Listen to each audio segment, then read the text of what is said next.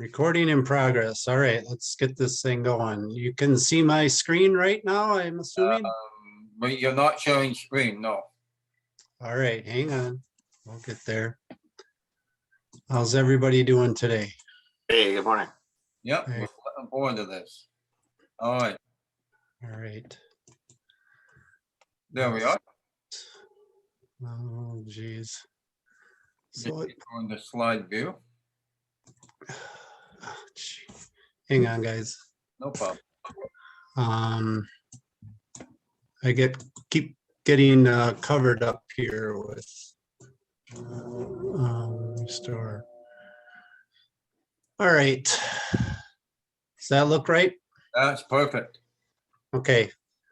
When I closed out of Zoom, it put a menu bar right over all the buttons I want to touch. So hate it when that happens. So anyway, this is my virtual convention tour of my layout.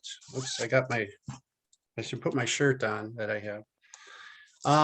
Anyway, I model the Wilmer division. We're an HO scale here, and it's going to be, I'm warning a bunch of you guys, I better do this right up front, that there's going to be a lot of big sky blue in some of these slides. So if you need a bucket or a paper bag or something to, tolerate this blue for a while, please go get one. Anyway, modeling the Wilmer division in September of 1969, more specifically September 20th, 1969. Here are a few pictures of my layout just to wet your whistle and make you stick around for a while. It's a double deck layout, helix in the corner there, some scenes, just some random scenes of what I got going on down here. Cornfield, lots of corn. This is Union Yard in Minnesota, or in Minneapolis. You'll see that in a bit. And kind of the focal point is Wilmer down at the bottom of the stairs. So we'll look at some of these towns a little bit more in depth.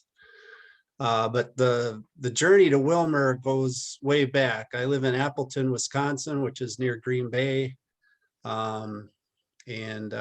One might ask, well, actually, I get asked this quite a bit down here. Why do you model the Great Northern and not the Sioux Line or the Milwaukee Road or the Chicago Northwestern? Well, it actually started back in 1977.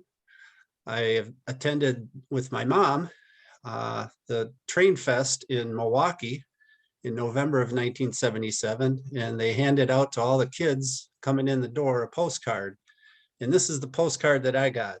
And the kid behind me got an Amtrak postcard. The kid in front of me got an Erie Lackawanna one. I don't know, but I got this one, and it was just by chance that I got this postcard, and I just had to. I got very involved in the Great Northern right away as a 7th grader, so I had to model that train. Here's me, much better looking version of myself in Burlington, Wisconsin, and you can see my Great Northern train has already been started. I use the River Osi passenger cars, that you could get at Ben Franklin, and took those wide hood SDP 40 releases from Athern and made SDP 40s, but I was on my way. Anyway, in September of '89, I met Phil Jevery for the first time, and he was at the EMD open house with Martin Evoy, and the GNRHS was showing off their hustle muscle, and they had a table there. Got to meet those guys, told them I was trying to model some Essex, Montana, and didn't know where the track laid or anything like that. Well, by the end of the week, I had an envelope from Martin Evoy showing me track layouts from the Flathead County Power Company. I was really impressed. So that following February, I met Phil again in Madison, Wisconsin, and I joined the Great Northern Railway Historical Society. So my journey had begun. In '95, I went to Wilmer for the convention.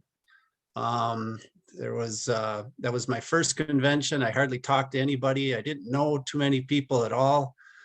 But I was there in Wilmer, and that was the start of it all, because on my way west to Wilmer, I went through towns like this, like Litchfield.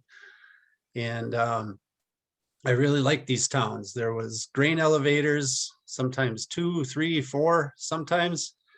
Lumber yard, a feed mill, a food processing plant, a depot, that was always important. And I just fell in love with these towns, and you go five more miles down the road and you'd hit another town just like that. So that really turned me on.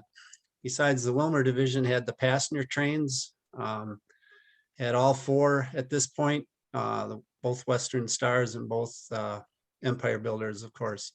So that made more sense to me to model something like in that area. Plus, I really like the Granger look of central Minnesota. I love these local trains with Jeeps and all this farm agricultural commodities in there. So the Wilmer division is where I was going, and my prayers were answered, so to speak. So anyway, just to carry this topic on a little bit more, I read Tony Kester's Trains of Thought in Trains magazine, and he said if you wanted to model prototypically that you go so far as to pick an exact date. So of course I wanted the big sky blue, and that didn't happen until about 1967 there. And of course in 1970 it was the BN years, so I had to narrow it down just to that 3 short year period, and honed in on September 20th, 1969. It was the last fall grain rush on the GN. They had all these great hopper cars. Of course, the apples were being shipped east, and so that created some traffic for the GN in September. And the one thing that really kind of turned me on was the Boeing cars that ended up in sleepy little Wilmer on their trek to Kansas City and Wichita. So that was kind of interesting. But for me, it was power. And in 69, the last of the F-45s were delivered. Earlier that year, the big GEs were delivered in big sky blue. So I could theoretically have any kind of engine I wanted on the Wilmer division. So let's go look at the layout. Okay, with that out of the way, hope you like that. But again, I model Wilmer division. I actually start at Westminster Tower up the hill from St. Paul, and I go all the way to Breckenridge. So obviously that's Minnesota. Maybe some of you guys are from there. So we're talking from the Twin Cities over here to Breckenridge, and Wilmer's kind of right in the middle there. This is maybe hard to see for you guys. When I do presentations, I usually hand out this to people that are in the audience so they can follow along, but this is the 2 levels of my train layout. I had recently graduated from tech school with a mechanical design degree, and I didn't know it at the time, but one of my biggest AutoCAD projects that I would take on would be trying to design a train layout for my newly moved into house that we're in right now. So that was that's my CAD design. So let's follow a train. This is Westminster Tower. For some reason that's not, I must have chose the blurry picture. Anyway, we're going to follow the Western Star because we're going to follow in daylight. Empire Builders ran at night, so we'll follow a Western Star. This is coming out of St. Paul, Union Depot, which I don't model, but I do have Westminster Tower on here. And I got to see Westminster Tower, I think it was 2001, if I'm right. GNRHS convention was in St. Paul, and the tower didn't last too much longer after that. So a friend of mine, James Rint, over here in Sheboygan, Wisconsin, modeled this for me. He had drawings of the tower. So anyway, climbing the hill, and we're going past Westminster Tower. And the first kind of stop, I guess, not a stop for the passenger train, of course, but we paralleled the Union Yard. They had those famous 3, sometimes 4 tracks that went between St. Paul and Minneapolis. Union Yard is a very busy place on an operating session. I have CB&Q trains that come in there with transfers, and the Sioux line actually makes a drop off in Union Yard. So there's a lot to do. Here's another view of it. Kirkhoven is actually at the top, but I don't know if you noticed, but if you look closely, the yard looks maybe a little bit bigger than what it seems it should be. It's because I used a mirror on the back wall. That kind of makes everything look bigger. So anyway, it works out well in this circumstance. Except I see Rocky facing the wrong way once in a while when I look in the mirror, and that kind of bugs me, but doesn't bug a lot of other people. So anyway, that's Union Yard. Of course, you can't have Union Yard without a couple of big grain elevators. I don't have a lot of switching to customers in Union Yard, but I do have one grain elevator that works here. It's another shot, big sky blue. I warned you people, right? Okay. Also, I told you the CB&Q comes in. They always had those classic sets of 3 switcher engines. Of course, they were 9400 series, but nobody looks at those details. Anyway, this train is coming up from a yard that's actually below the layout, and that's kind of my Chicago and places east. So trains come up and down from behind here regularly during an operating session. I always like this view. Maybe you've seen this before.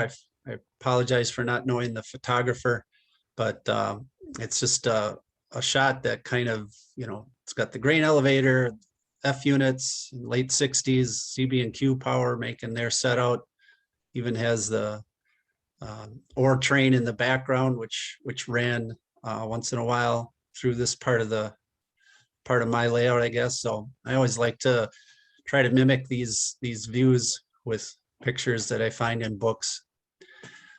That's my picture there. Our Western Star is coming across the Stone Arch Bridge, of course, and the proverbial grain elevator in the background. I get a lot of visitors down, so I try to show them that, the things they're looking at on my layout is something that actually existed in real life. So I got pictures peppered throughout the rooms to show people, well, this is what it was really like. First stop, of course, is Minneapolis Union Depot. I got the post office up there on the street level, and so our train is making a stop there. That's the Walthers passenger station. It was good enough. Didn't have the big arches like Minneapolis Union Depot did. I actually used a mirror again, so I could model half the depot and butt it up against a mirror, make it look bigger. So this is where I gotta take a little time out and inform some of the GNRHS members, because a lot of people think that, the GN trains came across the Stone Arch Bridge, they went to Minneapolis Union Depot, and they rolled out of Minneapolis Union Depot and ended up at East Glacier, Montana. But there's a huge section of Great Northern that's missing in there, and that's the part I decided to model. So just wanted to, public service announcement to let you know that there's part of the GN that existed between these 2 points. Of course, everybody's seen this map, and I just really like Minnesota, the North Dakota, South Dakota, Eastern Montana area. Just thought there were a lot of shippers along those in those towns, like I mentioned earlier. So modeling the mountains just didn't seem a good fit for me, because I wanted to operate with a lot of switching. Our train has left Union Depot and it's going, I just saw that picture in Norm and Mac's presentation earlier, the Bushaway Road with that neat little bridge. I was actually on that bridge last week and it looks nothing like that. Maybe some of you in the Twin Cities know this location. First stop is Wayzata. I started modeling this depot. Now it's out there in a laser cut kit for about $250. Of course, this is the furthest point from the stairs in my basement, so it couldn't be any further back from public view. So I didn't justify buying a kit like that. But I liked the depot when it was all white. That was a short-lived paint that the depot had. The next town on my layout is Howard Lake. I'm going to show a number of aerial views in my presentation from Vincent Mart. These are on the Minnesota Historical Society website. I just love these pictures. I tear them apart. I look at every little detail I can. A lot of these were shot in 1962 and 1969, so they're very current with what I'm trying to do. Here's my Howard Lake. Of course, it had that little bridge in town, and our Western Star is going over that. Munson Feeds was in there, and Northrop King. The next real big town for me is Litchfield. There's a couple of views from Mr. Mart, and a lot going on. When I was in Litchfield last weekend, it was almost hard to find some of these buildings that were there, but I can imagine it was a busy place in the late 60s for the GN. The other real neat thing about Litchfield, and I was there, I saw these 3 water tanks myself, but didn't have a digital picture of it. So I took Ben's, but it had these 3 water tanks at Thulin Ready Mix plant, and that's another shipper on my corner of my layout. So kind of like that. That was kind of a cool. I think one of those, maybe more than one. I don't know the real answer. I never found this out, but I think some of them came from Wilmer, Minnesota themselves. They were moved. Here's a picture of, well, a floor plan of the depot. I got this from Dwayne Amdahl and scaled it up to HO scale. So I got to get going on that depot. I finally found a brick that I like. So I've been kind of playing with some of the geometry on that one. We'll get that one going pretty soon here. Litchfield has a lot to do operating wise. It's a busy place when guys come into town and have to switch all these industries. So try to explain a little bit about what I do at an operating session. I have car cards. A number of years ago, I came across, shoot, what is it? Shenware, called SHEN ware, Shenware. And they offered the opportunity to put a color picture of your car on the car card. So it was a lot easier for my operators that came across a car card that said 40-foot GN boxcar. Well, good luck. There's about 200 on the layout. So a picture was very necessary. And then of course I have the classic waybill that comes out of there, and there's 4 positions to go. Each town has a little card holder and a map, so you can figure out where you are. And I do use this a lot of OPSIG groups, and I find shippers that offline on other railroads, and I make my waybills accordingly. So all my waybills are not just made up names, but they're places that I found in industrial guides. This one's from the Great Northern, very informative. I love looking through those, and I love making waybills that actually match some of the destinations that cars were going to and from in the 60s. So here's a group of my guys. We got a radio on them and give them tasks to do. And we have a dispatcher. In this case, it was me that day. And I just have push pins on a board right now, but I'd like to move to something with GNRHS and have a computer screen and that kind of thing. So anyway, as we move from Litchfield, we're going to hit Atwater. I always liked this town because it had an industry that looked like it was stolen out of a Atlas track plans book from the 70s, 60s. Had this little switch that came off and dead ended at an elevator. I really like that look. I try to model as many of the depots as I can, and I've measured some of them, many of them myself. This one I measured in, I think it was 2009, and in Atwater, the police station actually used the former depot that's in Atwater. So just a word to the wise before you whip out your 100-foot tape measure and start measuring up a government building in these post 9/11 days, years.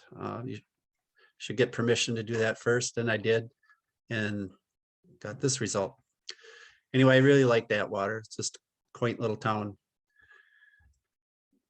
As we leave Atwater, of course, I'm a model railroader, so my ideal basement would be about 10 feet wide and 600 feet long. That's not the case. So the GN pretty much ran in a straight line across central Minnesota, but we got to make these balloon turns all the time. So that's, but I do make the good use of these things as I can. I actually incorporated a bump in my layout to kind of, Minnesota isn't flat. It looks flat, but most railroaders will tell you it's not. So come up to Candy, Ojai. I got to spend some time here on this town, but I really like what, oh, let's go to this first. I was in Wilmer last weekend for Wilmer Railroad Days. I had to tell them that I model Candy, Ojai, but the depot was missing in 1969, that it had already moved to be the Historical Society in Wilmer. But I really like what Sean Murphy is doing in recent issues of the GOAT. He's doing this little shipper justice. I'm following it closely. I'd like to see it in person someday. When I was there in 2009, they were actually still shipping by rail there, so that's kind of neat.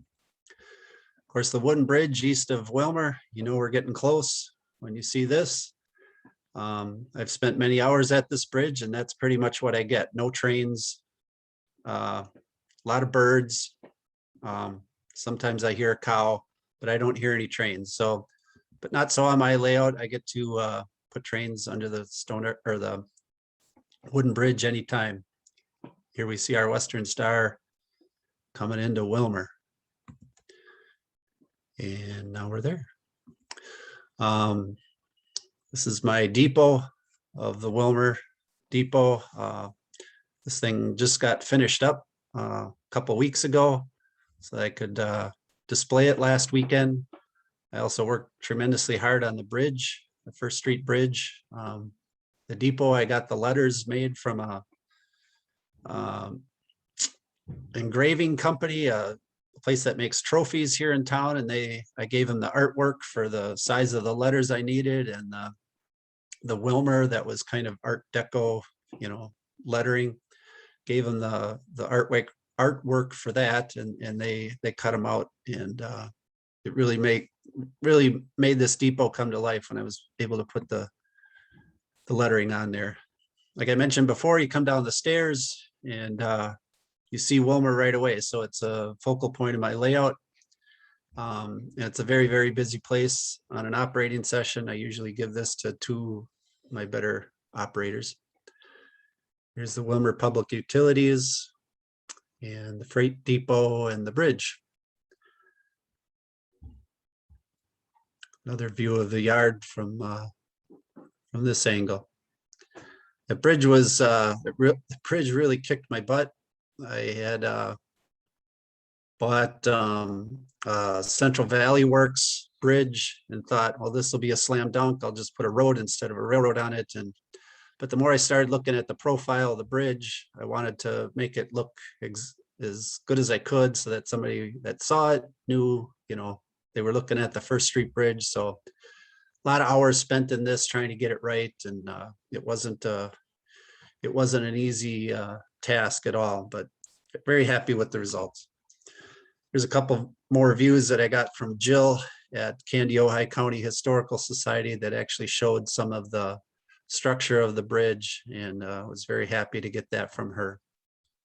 So it's a neat bridge. Not too many people take time to build roadway bridges. They're more concerned about putting a railroad on it, but this was a big task. This is a view from Wilmer, looking east.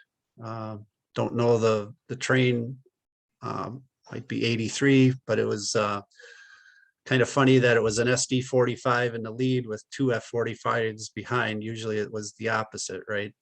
But it had this First Street Bridge and the freight depot, and I just had to do that scene myself. So here's the 417 and 439, just like was pictured before in the previous one. Got the Burlington hopper and the Milwaukee car in the background. Of course, we had to do that here too. So anyway, I just have a lot of fun finding these pictures and setting them up just like it would be. So if you were standing on the First Street Bridge, this would be the view looking west. Wilmer Public Utilities, I was there many times over the years, and heard from Ben Griffith from BNSF he said that only recently have they shut that down, and it was still receiving rail cars up until a few years ago. The Sioux City Line Junction that peels off makes this triangle shaped building geometry for Genio turkey processing plant there. So that was kind of a scene I had to have. This is kind of an interesting switch. When I have open houses, I'm able to connect this track, goes right into Westminster Tower, so I can just run trains in a loop on the bottom level. And because of some finagling I did on the top level, I'm able to run trains in loops on the top level as well without having to use the helix. So it goes really well when I have open houses. One thing that I did at Wilmer is I actually modeled the line to St. Cloud. There's a story that goes with this. The lower level there, the really low level, is St. Cloud. It started out as just a board with some track on it for my boys to play on. And then one night I had an epiphany to include St. Cloud in my design. It kind of tucks under the stairs and has a kind of a dead end there. I just, I said I was excited about grain elevators and lumber mills and feed mills and stuff like that, but St. Cloud gave me the opportunity to model something different. Here's our line leaving Wilmer, and it disappears kind of behind a hillside there, and it ends up down here. I can model non-grain elevators, I guess, if you will. Waldorf paper is there, Nash Finch, and Monumental Sales. They got block granite from nearby GN, and they made gravestones out of them. So they had this gantry crane and unloaded flat cars. It's just an interesting little shipper. Really like that. It's right there by the St. Cloud yard. If you're ever there, still operates. The other thing that St. Cloud had, of course, was the Waite Park car shops. And I had this piece of glass from, whoops, what happened there?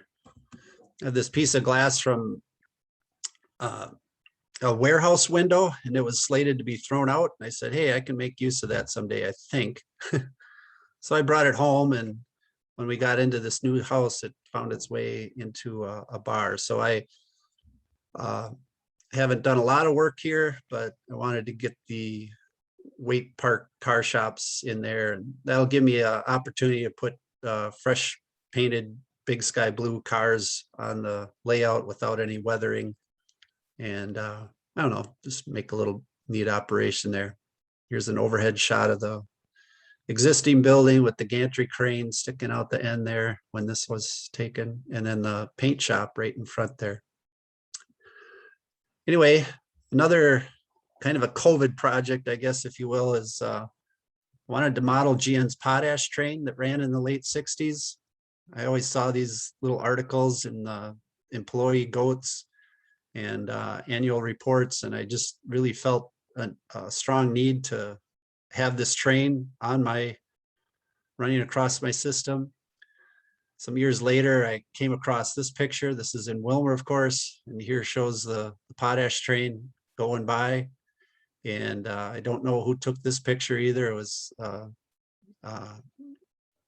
an inspiration to get started on my own potash train. So here's my picture at Wilmer Depot with the potash train there. These cars were actually offered by Atlas, but they were a short run and they were very hard to come across. So I actually made my own artwork in AutoCAD. I sent a guy who printed me off some decals sheets, and I started hoarding all these Atlas cylindrical hoppers and made the train. So kind of a cool train, cool project. Love to get involved in kind of stuff like that, the prototypical part. So anyway, that's Gary Nelson right there, and he's looking a little upset at me that I've been rambling on about nonsense that doesn't pertain to his passenger train, but he's asking that everybody get back on and we'll start heading west again. I mentioned earlier that we're following a daylight train. The GNRHS must have thought that, the premier train, Empire Builder, probably wasn't a good train, or was a train that could be ran across Minnesota at night, because I guess there wasn't much to see. Not sure about that, but I did stay just long enough to see the Empire Builder come through town at night. So, all right, that's the lower level. So one of the questions I get a lot from kids and adults, and maybe some of you as well, how do trains get to the top? That's number one question. So I showed this picture earlier in the corner there. There's a helix, and a helix, most kids ask, yeah, that goes up makes cars, trains go up. They follow a helical shape.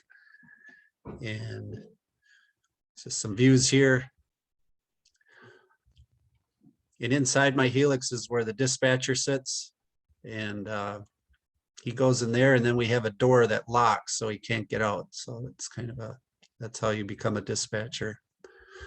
On the upper level, I won't spend as much time. I'm going to try to go through a bunch of slides here and maybe leave some room for questions. But on the upper level, these are the towns that I have modeled. And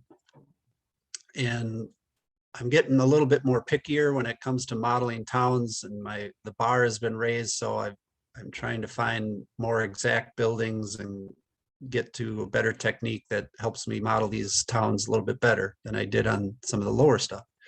But getting stuff ready to, if any of you modelers are out there, getting stuff ready to do scenery on a layout is a big undertaking. It's big, it's messy. It's, I try to fit this in between open houses, and sometimes it doesn't always work.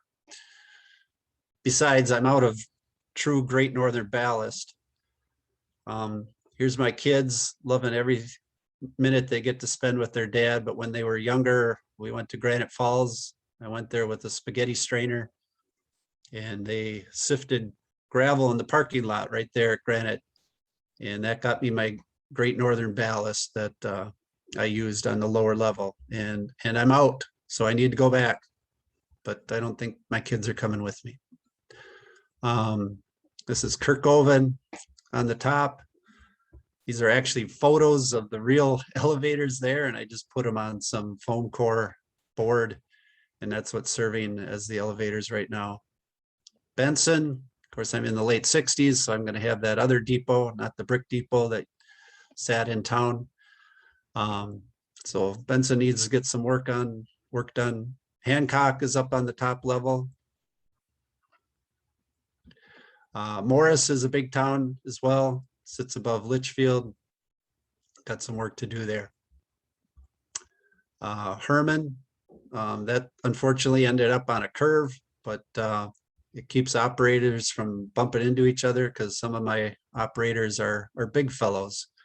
So we try to keep as many of them out of the aisle as possible. So Herman is on the corner. Campbell is in there too, but then Breckenridge is the last place on my top level. And from there it goes to hidden staging yard that sits behind Kirkoven. I got a lot of tracks back there, so the passenger trains can stay back there. I have a system where I can Y the passenger trains after an operating session and get them going in the right direction again.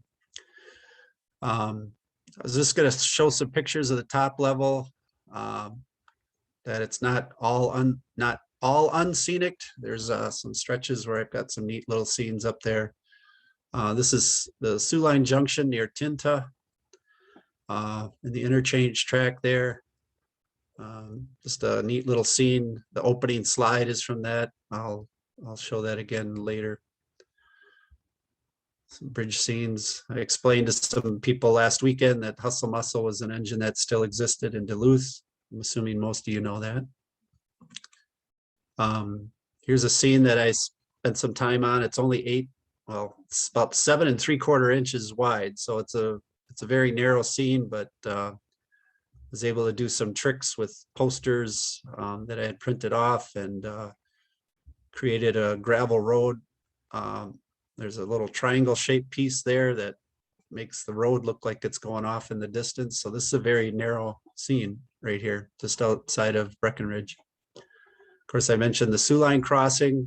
I don't operate any Sioux Line trains, but we show a train on there and gets the illusion that it's a very lonely place out there. I was expecting something a lot more exciting when I made my first trip out there, but if anybody's been out to where the Sioux Line crosses the GN near Tinta, it's pretty sleepy out there.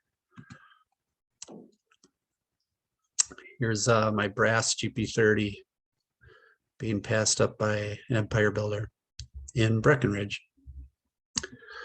One train that I do run that I kind of been doing some digging on is the amount of beets that were moved on the GN in this time of the season, September. So I have a beet train that runs, drops off empty hopper cars in several towns on the far west end. Of course, most of those went up to Grand Forks. Got a farm scene here.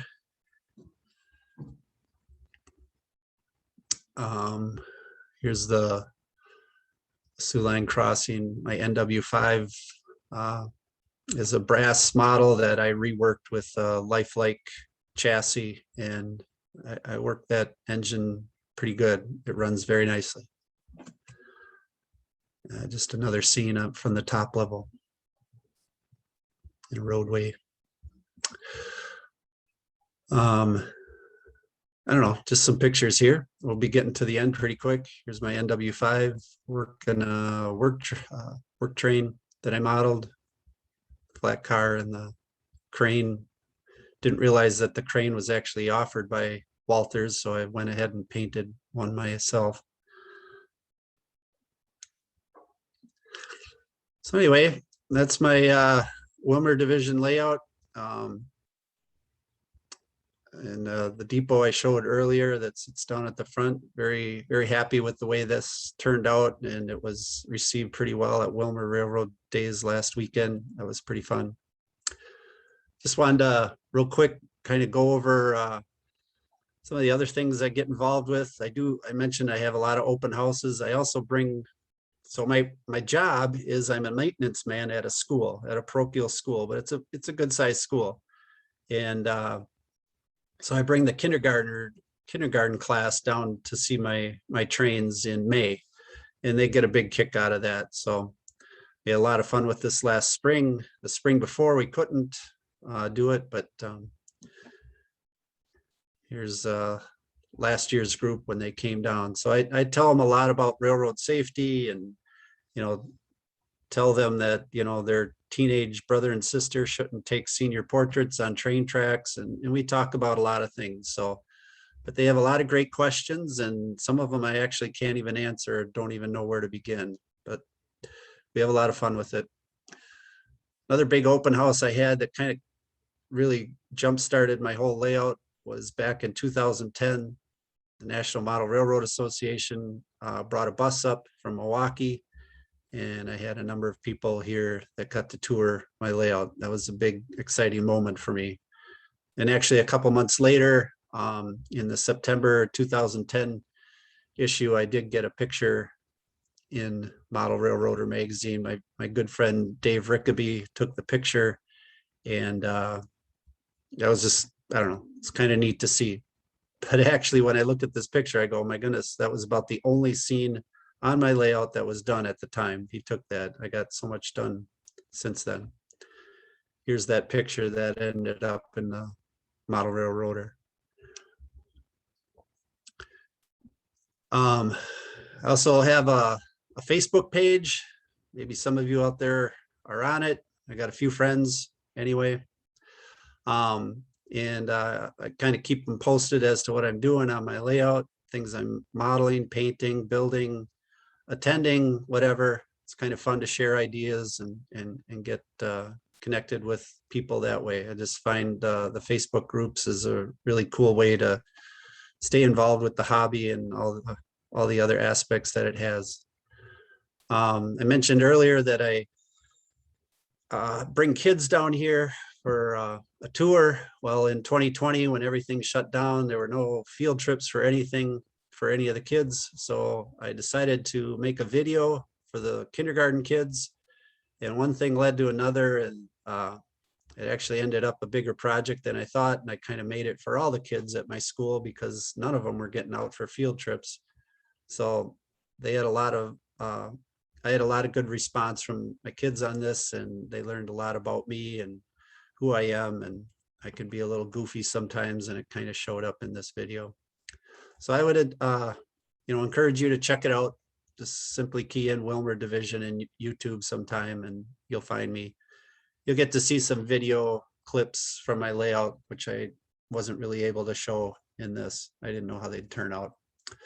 And before I go, I just wanted to mention last weekend I was in Wilmer. Group of us got together with the Kandiyohi County Historical Society, and we had a number of presentations and model displays, and Kandiyohi County did a number of things over at the museum. We were at the Wilmer Community Center, which is only 2 blocks away. So we had a decent turnout. I would have liked to see more, but it was pretty good. A lot of questions, a lot of people learning about the history of Wilmer. This was the Friday night before things got going. I took a picture of a display that I made, a module. So I had the depot and the bridge and the yard. This was just a one-time thing that I did to show off for last weekend's event. Pictured on the right are some of the guys that, well, that's all the guys that helped with this. And some of the faces you might know: Jack Koss, Steve Ekman, Elroy Olson, Stu Holmquist, myself, Gary Nelson in the middle. Carl Erickson in the blue shirt is Ben Griffith. David Block and William Sampson was in on our thing.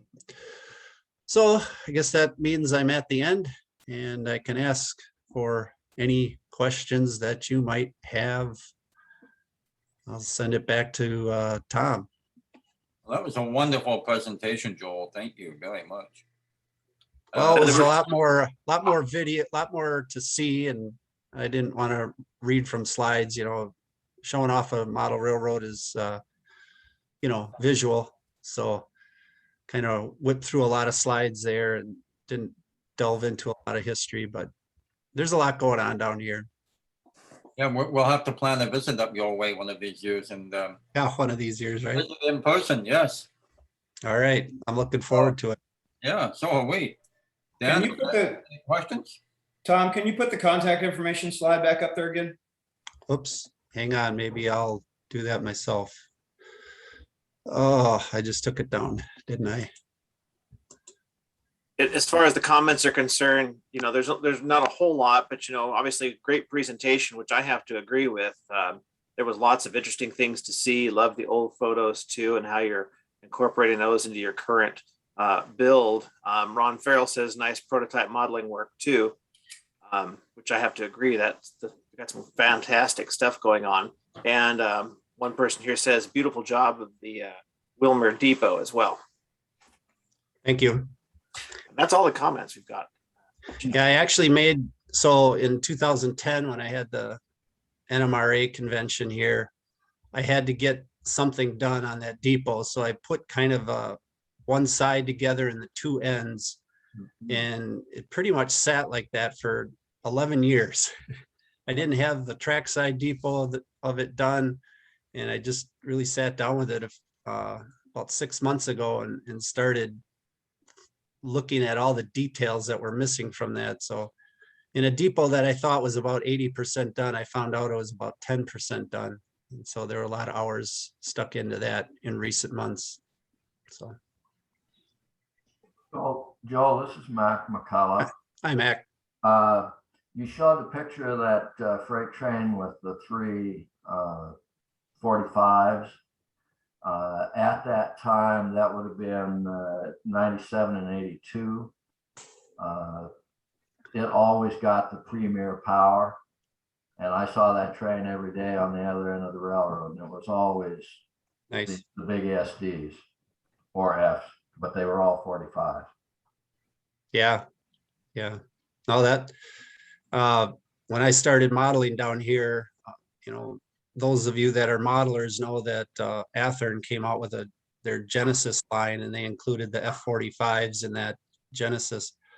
For years, all you had was the old Athearn release, but I knew when the last ones were delivered, so I knew I wanted to be in the late 60s that included F-45s. I just really liked that engine. Just looked at home on the Great Northern. Oh, they were. Well, Well, I have a question. Yes, Father. That's Father Dale in Cincinnati. Yeah. Looks like Joel considers steam to be a 4-letter word on his layout. Very surprised with that. Yeah. No, I just never, it was way before my time, I guess. Even I was born in 64. When the BN started up, or when the GN officially, changed permanently, I never saw any Great Northern trains firsthand myself. I grew up in northern Minnesota or northern Wisconsin near Minnesota, but didn't see any Great Northern. So, I understand the ones that saw or heard about or experienced steam, that obviously grabs them and keeps them in that. But it's funny, now we're talking about, my layout period is over 50 years old, and in 1969, 50 years prior to 1969 was 1913. It's just really, the years add up pretty quickly, and we're already a half removed from the startup of Burlington Northern. So yeah. That's true. Well, that's what happened to me too, Joel. I got interested in photographing, and by that time, Great Northern was all gone, and the locomotives were all black and green. yeah. No, it was fun hearing, Norm talk, Mac talk. I wish I had time to work on my time machine here and try to go backwards and see some of that stuff. Everybody says the same thing, right? But it was fun I always like my trips back to Wilmer, and I try to, imagine what it looked like and what the trains look like and operations and the people, big part of this. And I think Great Northern employees were very proud what they did, how they were treated. It was a good group. It was a good railroad. I had the privilege of riding the Great Northern as a boy with my parents every summer in the late 50s and into the 60s. But unfortunately, they never took pictures. Mhm. Yeah. So, Joel, one of the things you showed on your presentation was the Great Northern Industrial Guide. Where did you find that? I help me out at any Milwaukee Road guys in there. I go to these prototype modelers meets in Naperville.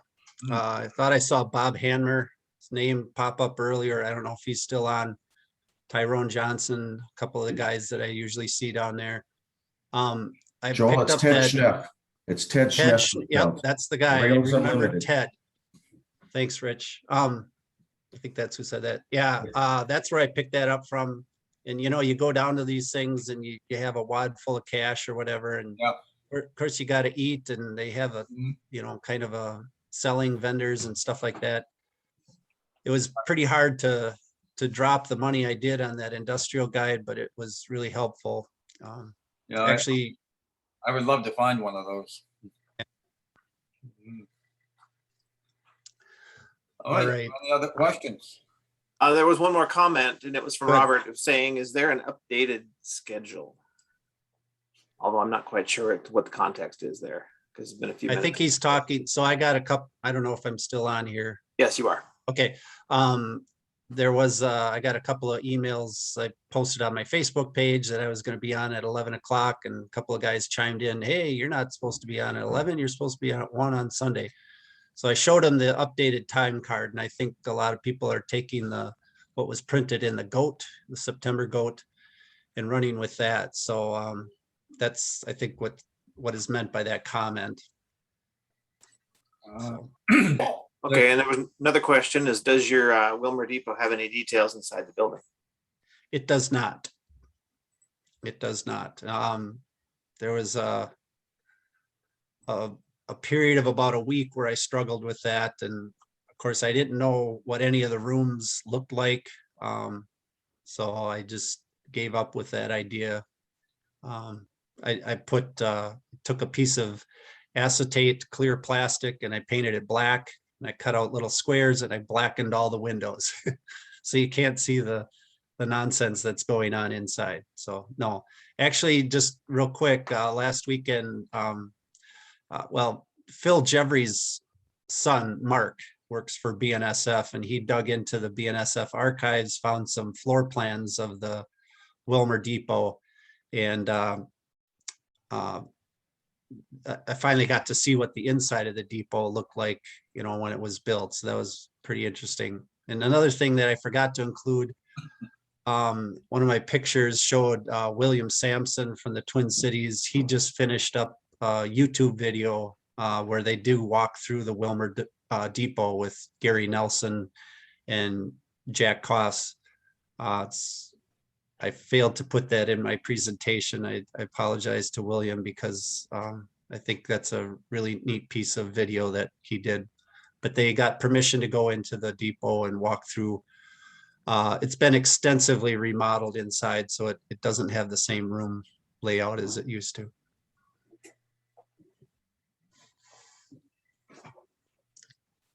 All right, are there any other questions, thoughts, comments? Just had a link to Ted's website at Rails Unlimited, ribbonrail.com.